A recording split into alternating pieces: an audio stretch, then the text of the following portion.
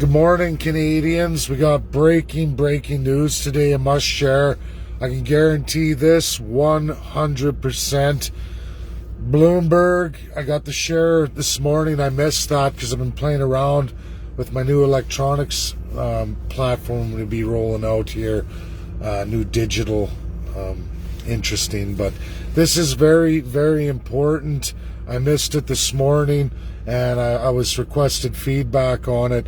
But what will be coming in the news is absolutely UK is going to run under Boris Johnson vaccination passports. It's real, 100%. Share. Vaccine passports, COVID-19 vaccine passports. They're going to run it as trial. He guaranteed he wouldn't do it, but there again is that small c constitutionalism I like to talk about, which gets into the second part of this as I'm kind of battling with world experts in constitutional law and books published, and people talk about what's democracy and what isn't. In one book written, it's a bestseller right now, the woman goes on to talk about how democracies that don't codify all your rights and constitutionalism are the most democratic, whereas the ones who codify all the rights of the people are undemocratic. But here's the very large problem. Nobody is talking about the codification of how to govern, rules of governance. Because I can promise you, you go over to the United States of America, you pick up each and every of the 50 states' constitutions, which are really large in codification. There are many, many rules of how to govern. And because of that, politicians are not allowed to manipulate your rights. Whether they have lots or little or whatever, the reality is you can have all the rights in the world. Like in Canada, we have the Charter of Rights. We have World Human Rights, and we also have our civil rights.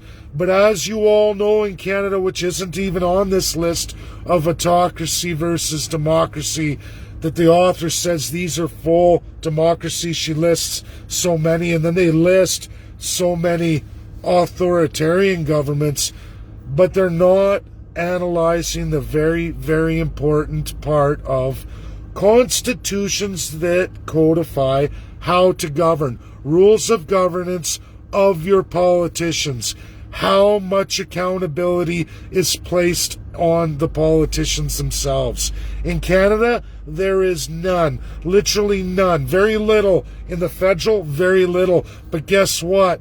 Through the colonial embedded portions of the Constitution, granting Prime Minister absolutely the role of Her Majesty, there is zero rules of how to govern. Because what rules exist, the Prime Minister may use the embedded colonialism and skip the democratic process altogether. We all know as Canadians, our rights fluctuate with every single government in each and every province, as well as fluctuating with every federal government ever elected. Disturbing, disgusting.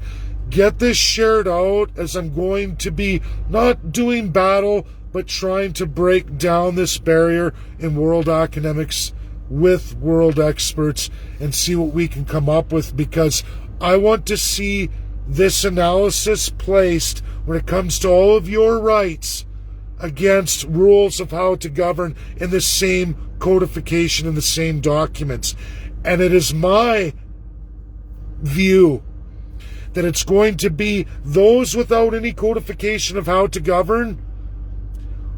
Won't matter if they have civil human charter rights codified or not. It's not going to matter. Because if there are no rules of governance, they will manipulate every single right anyway. And that is my measuring stick. I truly believe. And I have read so many constitutions, not just at the UN level, everybody. I'm going through all the countries who have regions, which are provinces, territories, divisions of powers, where their constitution says 1/3 of the powers go to federal, 2/3 go to the provinces, regions, territories, states, sub-states, not UN states, sub-states like USA. And further, things like the European Union and its upper echelon and its codification down into each and every country constitution. This is the understanding that must be looked at. If we can't get through that, and we keep looking through the lens of a federalist or that highest level of governing body, we're going to miss all of the rest of it. And things like the inner regions of Canada or Russia or USA and many, many other countries will never even be factored. Anyone can look at my timeline. I've rolled out lots of US states. I've rolled out the fact that there are 85 regions of Russia who have more than 6,000 plus pages of codified sub-region constitutions. What is in there? That's what it's all about. And I've already done several states. I have several more to do just in USA. I mean, it's a tall order and I go at it little by little. But as we go through it, we start to see that things are not as they're being rolled out, especially in academia.